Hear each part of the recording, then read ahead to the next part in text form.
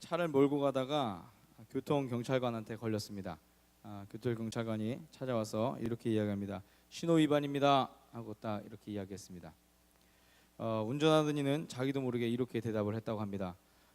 술을 한잔 했더니 정신이 없었습니다. 이렇게 얘기했답니다.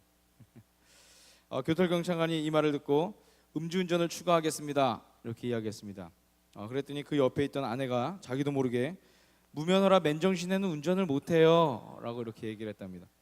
그랬더니 이 경찰관이 무면허 운전을 추가하겠습니다 라고 딱지를 띄웠습니다. 그랬더니 그 뒤에 앉아있던 장모가 이 장모님도 자신도 모르게 이렇게 말했다고 합니다. 그것 봐라, 자동차로 훔쳐타니까 얼마 못 가지 않니 이렇게 이야기를 했다고 합니다. 네. 오늘 우리 같이 함께 말씀 볼 건데요. 신호 위반 하면 안 되겠죠, 그죠? 빨간 불에서는 멈춰서고 파란 불에서는 가는 것이고, 또 파란 불에 안 가면 그것도 또 위반이죠, 그죠? 오늘 우리가 하나님 말씀을 통해서 우리 삶 가운데서 하나님의 시도등을 우리가 어떻게 지켜야 할지 우리가 좀 같이 나눴으면 좋겠습니다. 우리 5월과 6월에는 우리가 시편의 말씀들 중에서 우리가 제2권에 해당하는 그 시편을 함께 묵상하면서 하나님의 은혜를 우리가 같이 함께 나눴었습니다. 그리고 이제 7월과 8월 우리 GT 받아보신 분도 있으실 텐데 7월과 8월부터는 우리 열왕기 하로 이동을 해서 이제 매일마다 말씀을 묵상하고, 또 금요일에는 또 같이 이 자리에 모여서 또 우리에게 주신 또 그 열왕기 하의 그 말씀들을 또 같이 나누려고 합니다. 오늘 첫 시간이니까 제가 열왕기 하에 대해서 간단하게 좀 소개를 좀 먼저 하도록 하겠습니다. 열왕기서는요 크게 그 신명기 사관의 관점에서 그렇게 기록이 됩니다. 신명기 사관은 뭔가 또 이렇게 생각하실 텐데 신명기 사관에는 이런 책들이 있습니다. 우리가 잘 아는 여호수아, 그리고 사사기, 사무엘 상하, 그리고 열왕기 상하, 이 책들을 우리가 신명기 사관에 입각해서 쓴 책 이렇게 우리가 이해를 하고 있습니다. 이게 여러분들 왜 열왕기 상하도 있고 역대기 상하도 있는지 모르신 분들도 아직 계시죠? 그게 이게 사관이 달라서 이 두 가지 사관을 이 성경 안에서 같이 공유하기 위해서 그렇게 준비를 했습니다. 각각의 역할이 있는 거예요. 열왕기 상하가 주는 메시지가 있고 역대기 상하가 주는 메시지가 있습니다. 같은 시대를 살아가는 것 같은데도 그 안에서 서로 다른 메시지가 또 있기 때문에 그렇게 나눠져서 또 성경 안에서는 기록이 되어 있습니다. 자, 오늘은 이제 이 신명기 역사서들을 좀 볼 건데요.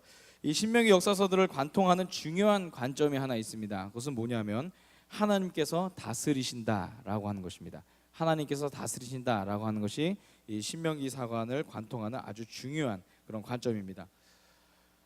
우리가 이미 알고 있는 것처럼 열왕기 상하에는 39명에 달하는 그 많은 왕들이 등장하고 있습니다. 어떤 왕들은 몇십 년 동안 이렇게 통치했던 왕들도 있고, 어떤 왕은 7일 동안 다스렸던 그런 왕들도 있고, 이런 왕들까지 다 합쳐서 39명의 그 왕들이 이렇게 열왕기 상하에 이렇게 기록이 되어 있습니다. 그런데 이들에 대한 평가는 어떻게 나왔느냐? 오직 한 가지 기준입니다. 하나님 앞에 신실했는가, 그렇지 않았는가, 이 한 가지 기준을 갖고서 평가를 합니다. 우리 왕들의 연표를 좀 아까 보여주시겠어요?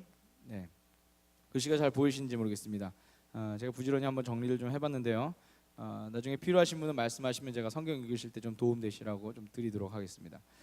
이름을 성경을 읽다 보면 좀 가끔 이름 헷갈리시는 분들 있죠. 여호람은 또 뭐고 여로보암은 뭐고 같은 사람입니다. 남왕국에도 있었는데 북왕국에도 있고 그런 왕들이 좀 몇 있어요. 아하시아 왕도 있고 여로보암 왕도 있고 이런 왕들이 좀 있습니다. 읽으시면서 한 가지 팁을 알려드리면, 열왕기 하서 이제 읽으실 때 남왕국 이야기가 나오면 예를 들어서 빨간색으로 칠하시고요. 그 다음에 북왕국의 이야기가 나오면 또 다른 색과 파란색으로 칠하셔서 이렇게 읽으시다 보면 쭉 어느 정도 읽다 보면은 나중에 이제 구분이 좀 됩니다. 그러면 조금 이제 덜 헷갈리시면서 이제 말씀을 읽으실 수 있을 거예요. 자, 39명의 왕들, 꽤 많은 왕들이에요. 자, 이 왕들이 이렇게 쭉 있었는데 사실 이들 중에는 어떤 사람들은 국가의 전성기를 이끌었던 그런 사람들도 있었고, 꽤 오랫동안 장수하면서 나라를 다스렸던 그런 사람들도 있습니다. 그런데 역사가들은 그런 왕들의 치적이 아니라 하나님께서 이스라엘과 유다를 다스리셨고 그 통치의 왕들이 어떻게 반응하고 순종했는가, 여기에만 관심을 갖고 있다는 것입니다. 즉 나라의 흥망성쇠가 오직 하나님께만 달려 있다라고 이들이 믿었기 때문에 그렇게 그 기준을 갖고서 이 역사서를 기록을 했다라는 것이죠. 그러하기에 열왕기 상의 마지막 부분에서 길게 할애된 그 아합 왕의 그 이야기, 우리가 잘 알고 있는 대표적인 나쁜 왕입니다.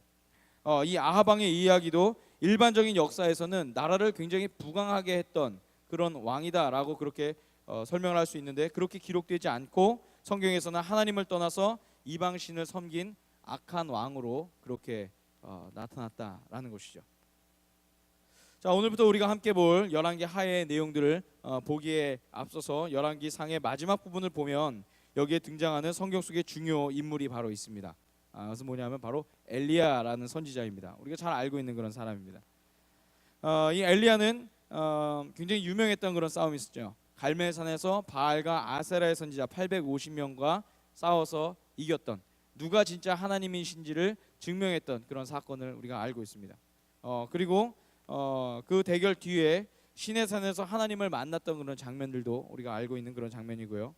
그리고 그 장면 뒤에는 앞으로 진행될 하나님의 계획들, 엘리사를 자신의 후계자로 세울 것, 그 다음에 예후를 이스라엘의 왕으로 세울 것, 그 다음에 하사엘을 시리아의 왕으로 세울 것, 이런 것들을 하나님께서 알려주시는 그런 장면들, 이런 장면들이 이 열왕기 상의 마지막 장면에서 이렇게 계속해서 나오게 됩니다.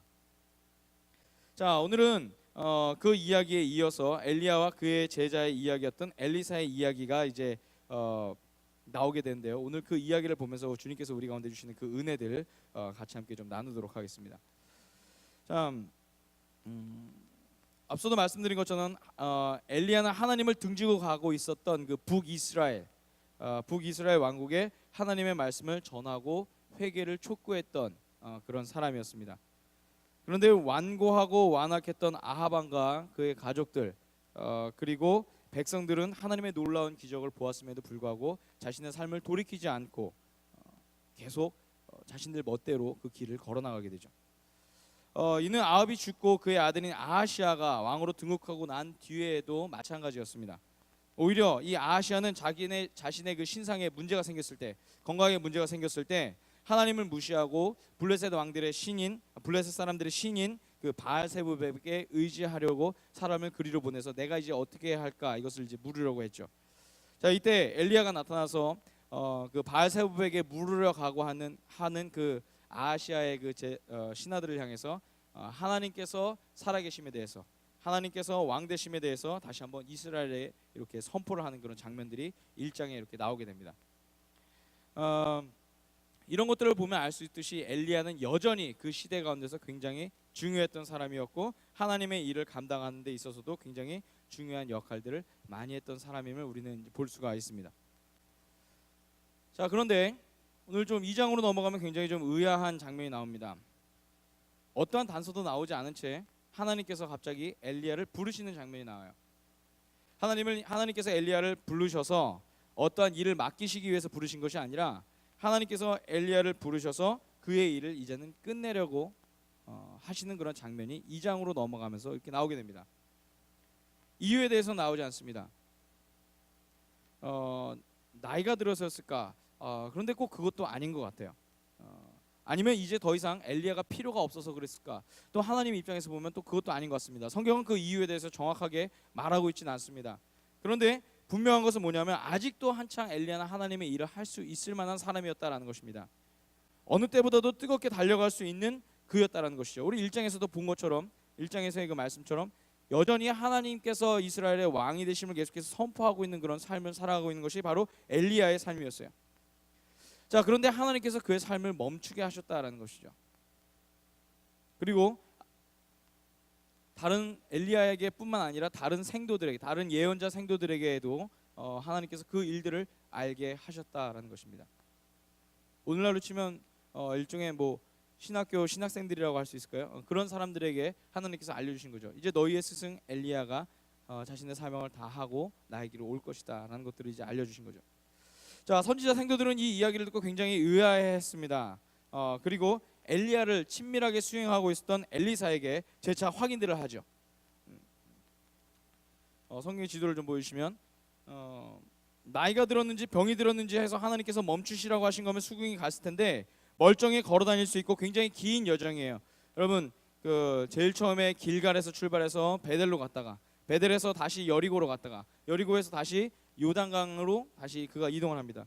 굉장히 긴 여정을 감당할 만큼 건강했던 이 엘리야가 하나님의 부르심을 받아서 자신의 사명을 이제 여기서 멈춘다라고 하는 이런 장면. 이 장면이 2장에 나오는 이 첫 장면이다라는 것이죠. 자, 굉장히 의아한 장면이 아닐 수 없습니다. 왜 하나님이 부르셨을까? 하지만 이들의 반응과 생각이 어떻든 간에 하나님은 당신의 계획들을 계속해서 이루어 가십니다. 그리고 그 일에 대해서도 엘리야도 더 이상 어떠한 토를 달지 않죠.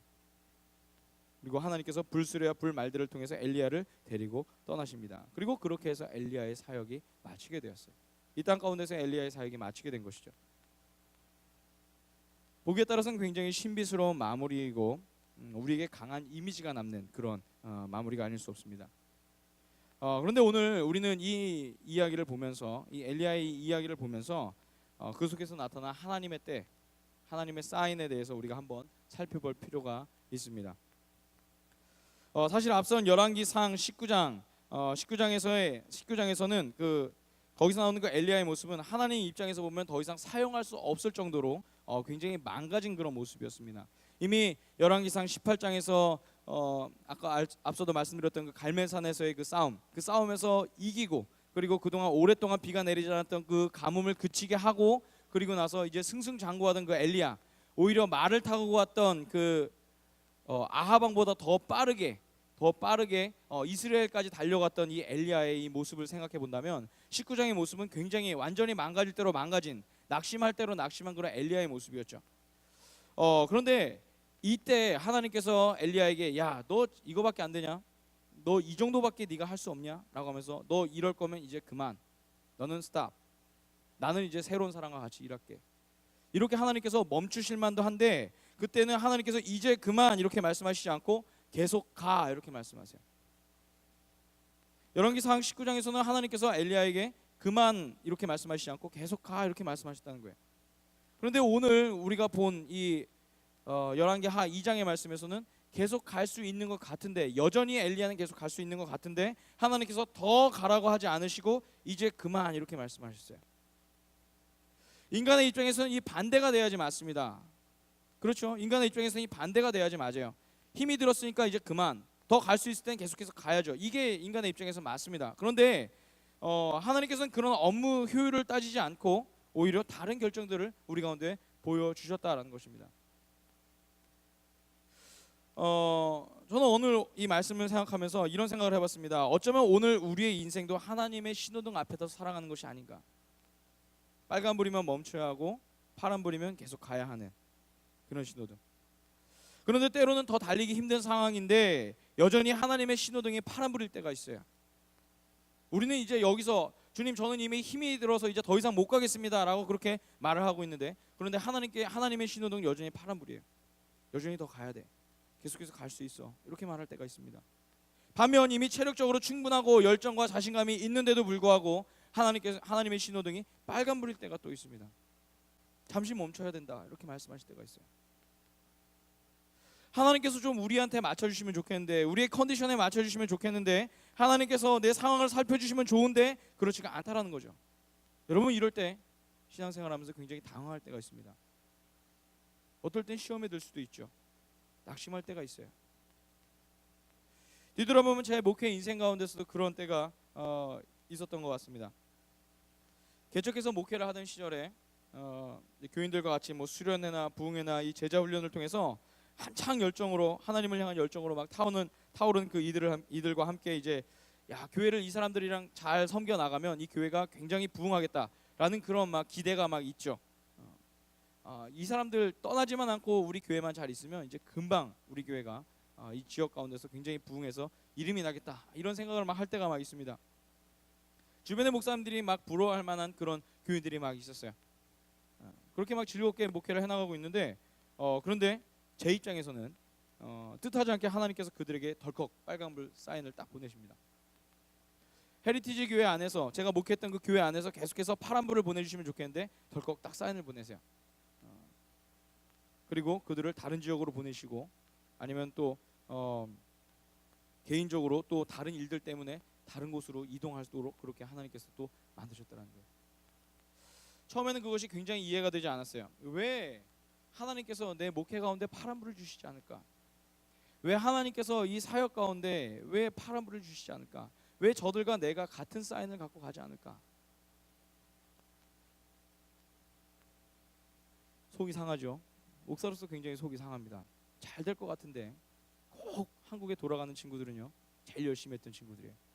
제가 토론토에서 목회하면서 제일 많이 갔던 데가 공항하고 나야가라 폭포였습니다. 오는 애들 데려다가 교회에 정착시키기 위해서 나야가라 폭포 한번 데려가고요.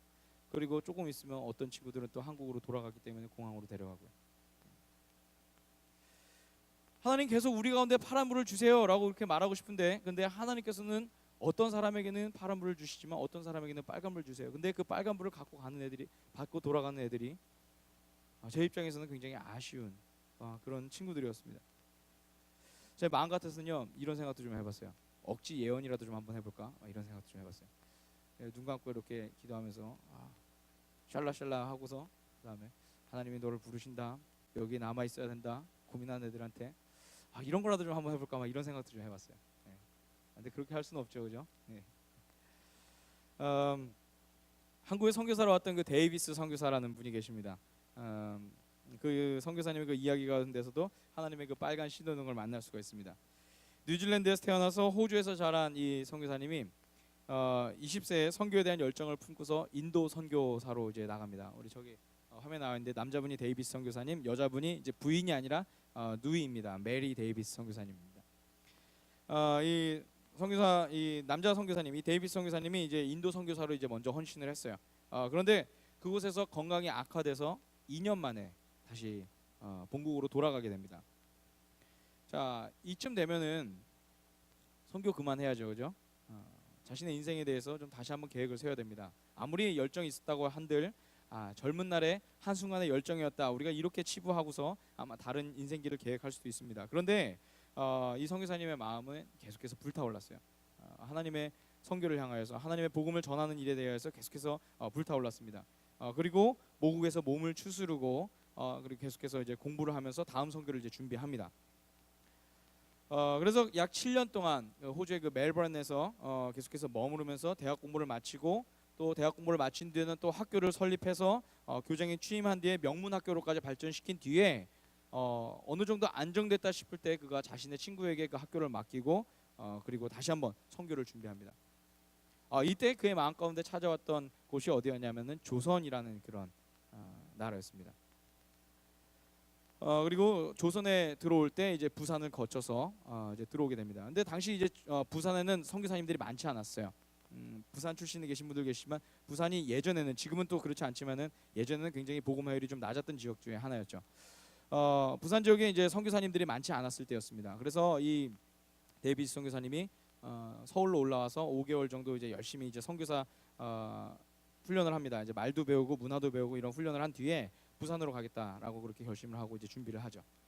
자, 그래서 5개월여 동안 그렇게 열심히 이제 선교사로 이제 훈련을 받고 난 뒤에 전도지와 성경을 들고서 부산까지 30일가량 이제 걸어갑니다. 이제는 이제 뭐 차가 없으니까 이제 당연히 걸어가야죠. 걸어가면서 그냥 가는 것이 아니라 이 마을 저 마을 들러서 이제 복음도 전하면서 갑니다.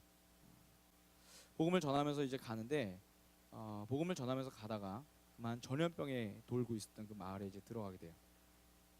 그 마을에 특별히 천연두가 돌고 있었는데 천연두에 이 선교사님이 걸리게 됩니다. 그리고 나서 폐렴까지 이제 겹치게 되죠. 1890년 4월 4일에 부산에 도착을 하게 되었어요. 이미 몸은 며칠 동안 먹지 못한 채로 몸이 만신창이가 되었습니다. 그리고 부산에 도착하자마자 바로 누워야 할 만큼 그렇게 건강이 좋지 않은 그런 상황이었죠. 이 소식을 들었던 게일 선교사님이 찾아옵니다. 부산에서 당시 유일하게 있었던 그런 외국인 선교사님이었다 그래요.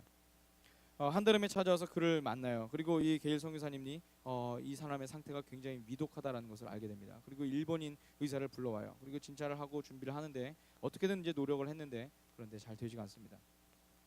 거의 마지막임을 이제 직감을 한 거죠. 이 두 사람이 함께 만나서 이렇게 기도를 합니다.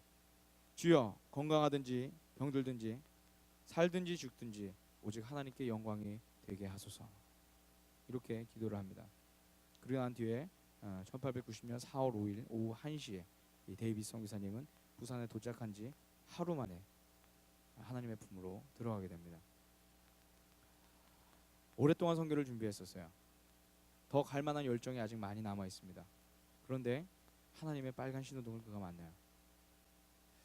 도무지 이해할 수 없는 그런 상황이었죠. 하나님, 가서 다만 1년이라도 사역을 했다면 덜 아쉬울 텐데 1년도 아니고 부산에 있던 어떤 사람을 만난 것도 아니고 단 하루 그곳에서 들어가서 눕고 채 24시간도 되지 않은 채 그가 그의 생명을 그곳에서 마감을 합니다. 이것은 당시 주위 사람들에게 굉장한 충격이었습니다. 많은 사람들이 아마 그의 죽음을 보면서 질문을 던졌겠죠. 그런데 우리 입장에서는, 사람들의 기준에서는 굉장히 이 하나님의 이 빨간 신호등은 굉장히 불합리한 것이다라고 생각할 수 있는데, 그런데 여러분, 그 자리에서부터 하나님의 놀라운 역사들이 계속해서 일어납니다. 그 전까지 아무도 호주에 있던 교회들이 관심을 갖고 있지 않았던 그 조선에 대한 그 선교에 대해서 이 호주 교회들이 데이비드 선교사의 이야기를 듣고 난 뒤에 일어나기 시작한 겁니다. 많은 청년들이 헌신을 하기 시작해요. 그리고 나서 부산을 우리가 복음화시키리라 라고 하는 그런 비전을 갖고서 이들이 준비를 합니다.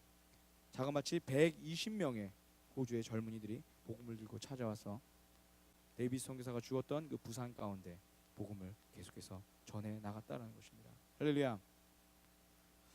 오늘 말씀 속에서 엘리야는 사실 신호등 없이 고속도로를 달려도 되는 그런 상황이었습니다. 누구도 그를 막을 사람이 없었죠. 왕조차도 그의 말을 함부로 흘려 들을 수 없는 그런 상황이었습니다. 그런데 그에게 하나님의 빨간불이 들어왔어요. 그리고 그는 그렇게 자신의 사역을 마치게 되었습니다. 오늘 이것이 오늘 우리가 본 열왕기 하 2장에 나오는 첫 번째 이야기입니다. 두 번째 이야기가 또 있습니다. 오늘 우리가 말씀을 통해서 보는 또 한 사람의 이야기입니다. 바로 누구냐? 엘리사에 대한 그런 이야기입니다. 엘리야의 제자였던 엘리사의 이야기였어요. 엘리야가 이세벨 왕비의 협박으로 인해서 한창 막 힘들어하고 있을 때 하나님께서 시내 산으로 엘리야를 불러서 그리고 그에게 미래에 대한 계획을 알려주십니다. 그때 이제 엘리사를 자신의 후계자로 세우는 것까지도 하나님께서 말씀을 하시죠. 자, 얼마 동안 이 엘리야와 엘리사가 같이 생활을 했는지는 알 길은 없습니다. 그런데 당시 많은 예언자 수련생들 중에서도 이 엘리야와 엘리사의 관계는 굉장히 특별했던 것은 분명한 것 같습니다. 그리고 엘리야를 통해서 역사하시는 그런 하나님을 가장 가까이서 체험한 건 역시 엘리사였다라는 것이죠. 자, 어쩌면 이 엘리사에게 있어서 그 엘리야라고 하는 자기 스승, 이 스승의 존재는 굉장히 큰, 굉장히 거대한 산과 같은 그런 존재였을 것입니다. 그런데 어느 날 갑자기 이 엘리사에게 하나님의 파란불 사인이 딱 떨어집니다. 그의 스승 엘리야가 빨간불을 사인을 받은 것과 함께 이 엘리사에게 파란불 사인이 딱 떨어지게 돼요. 여러분, 마음이 어땠을까요? 마냥 기뻤을까요? 이제 내 시대구나, 이제 내 차례구나, 마냥 그렇게 기뻤을까요? 제가 이 말씀을 곰곰이 읽으면서 상상을 해봤는데 분명 이 엘리사에게 큰 두려움과 부담감이 그에게 있었을 것입니다. 엘리야로부터 들었던 많은 그 영적인 전투들, 그리고 그 수많은 전쟁을 치러왔음에도 자신의 엘리야가 놀라운 능력으로 그 수많은 전쟁의 현장들을 거쳐왔음에도 불구하고 여전히 세상은 하나님께 돌아오지 않는 그런 상황, 그 상황이 지금 이 엘리사에게 쫙 펼쳐져 있는 거죠. 그 전쟁의 현장에 이제 엘리사가 선봉으로 나가야 된다라는 것입니다. 그래서였을까요? 이 엘리사가 이 엘리야의 마지막 장면에서 끈질기게 엘리야를 쫓아다니는 그런 장면을 우리가 오늘 이 2장의 말씀을 통해서 볼 수가 있습니다. 길갈에서 베델로 가고요. 너 여기 멈춰 있어라. 그런데 멈추지 않고 계속해서 엘리야를 쫓아갑니다. 베델에서 여리고로. 왜 그렇게 이 스승이 이동해야 되는지도 모르고 왜 하나님께서 그렇게 이 엘리야를 이끄시는지도 모르지만 지금 엘리사에게 있어서 그것은 중요한 게 아니에요. 왜 스승님 이리 갔다 저리 갔다 합니까? 지금 엘리사에게 있어서 그건 중요한 게 아니었어요. 그는 지금 스승 엘리야가 걸었던 그 길을 자신이 걸어갈 수 있는가, 자신이 과연 그 역할을 감당할 수 있을까라는 것이 이에게 있어서 가장 큰 문제였다는 것이죠. 자신으로서는 지금 자신 앞에 떨어진 하나님의 그 파란 불을 감당할 자신이 없었다라는 것입니다. 자, 여러분, 그런 엘리사에게 있어서 유일한 소원이 무엇이었을까요? 바로 그가 열왕기 하 2장 9절에서 고백했던 바로 그것이었습니다. 우리가 잘 알고 있는 그 말씀, 스승님이 갖고 계신 그 능력을 제가 갑절이나 더 받기를 원합니다. 스승님께서 갖고 계신 그 능력을 제가 더 갑절이나 받기를 원합니다. 하나님 앞에서, 하나님의 그 파란 불 앞에서 서 있는 이 엘리사는 지금 엘리야가 그동안 감당했던 그 일들을 감당할 자신이 없죠. 그래서 그 일들을 감당하기 위해서 그 하나님의 능력을 구합니다. 그것도 갑절이나 되는 능력을 구합니다. 여러분, 이것은 단순히 엘리사가 야망 있는 사람이었기 때문에, 엘리사가 더 높아지고 싶었기 때문에 그랬던 것은 아닙니다. 그가 엘리야보다 더 다른 사람들로부터 더 높은 칭송을 받기 위해서 그가 그것을 구했던 것도 아니에요. 지금 이 말 속에는 뭐가 담겨 있는가? 지금 그가 겪고 있는 마음의 부담감, 그리고 그의 두려움에 대한 표현이 담겨 있다는 것이죠. 자기 자신이 지금 얼마나 연약한 존재인지를 알고 있는 이 엘리사의 처절한 그 외침, 스승님, 제가 스승님이 보여줬던 그 능력의 갑절이나 제가 갖고 싶습니다. 갑절의 능력을 갖고 싶습니다. 내가 너무나 연약하오니 주님, 내게 스승님이 갖고 있었던 그 능력을 2배나 더하여 주십시오. 엘리사의 처절한 외침이 오늘 그의 고백 가운데 있었다는 거예요. 저는 오늘 그런 이 엘리사의 고백을 보면서 마음 가운데 깊은 감동이 다가왔습니다. 자신은 여전히 하나님의 파란 불을 감당할 자신이 없는데, 그의 스승이 걸었던 그 길을 걸어갈 자신이 없는데, 그럼에도 불구하고 하나님의 사인 앞에 그가 순종하기로 결단하고 나아갔던 그 엘리사의 모습. 나는 여전히 연약한데, 나는 여전히 준비가 되지 않았는데, 그런데 내 앞에 떨어진 하나님의 그 파란불의 그 사인 앞에서 주님, 걸어가야 하면 내가 주님 이 길을 걸어가겠습니다. 그러나 주님, 나를 홀로 버려두지 마시고 내게 갑절의 능력을 더하여 주옵소서. 엘리야에게 말하는 것 같지만, 그러나 엘리사의 이 간구는 하나님 앞에서, 하나님을 향해서 간절하게 그가 외치고 있는 것이죠. 주님, 제가 주님의 말씀에 순종하고 싶으나 능력이 부족합니다. 주님께서 저의 힘이 되어 주십시오. 할렐루야, 할렐루야. 사랑하는 여러분, 저는 오늘 이 말씀을 통해서 우리 각자의 삶을 한번 좀 생각해 봤으면 좋겠습니다. 지금 우리 중에 누군가는 더 달려가고 싶은데 하나님의 빨간불을 인생에서 만난 분들도 있을 것 같습니다. 다른 말로 광야라고 할 수도 있죠. 다른 말로 인생의 어려움을 만났다라고 얘기할 수도 있습니다. 나는 줄기차게 달려갈 수 있을 것 같은데, 나는 속도를 늦추지 않고 달려갈 수 있을 것 같은데, 그런데 내 뜻대로 잘 되지 않는 그런 상황.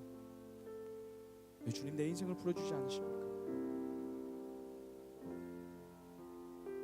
그와 함께 또 어떤 분은 지금은 더 달려갈 힘이 없는데, 그런데 아직 준비가 되지도 않았는데 하나님의 파란불 사인을 받은 분도 이 자리 가운데 있을 줄 압니다. 주님, 내가 더 힘들어서 달려갈 수가 없습니다. 주님, 이제 나를 그만 사용해 주세요. 주님, 나는 이제 모든 것 다 내려놓습니다. 하나님, 나는 이제 멈추겠습니다. 그런데 그 앞에 놓여진 하나님의 그 파란불의 사인,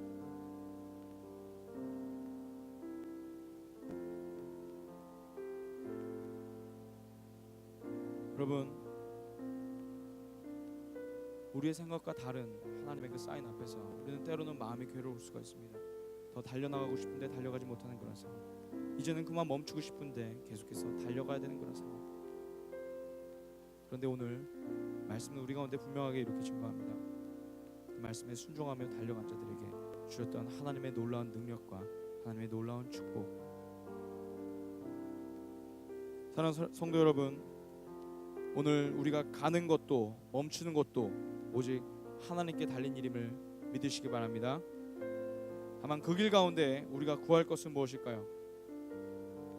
오늘 엘리사가 고백했던 것처럼 주님의 능력이고, 또한 엘리사가 보여줬던 것처럼 엘리야가 보여줬던 것처럼 주님의 말씀에 순종하고자 하는 그런 마음 아니겠습니까? 그렇다면 바로 그 길 가운데 우리가 주님께 우리 삶을 내어드리고 주님께서 이끄시도록 우리 삶을 주님 앞에 온전히 바치는 그런 저와 여러분이 되길 간절히 소망합니다. 오늘 누군가에는 이 말씀이 부담이 되고 누군가에게는 용기가 될 줄로 믿습니다.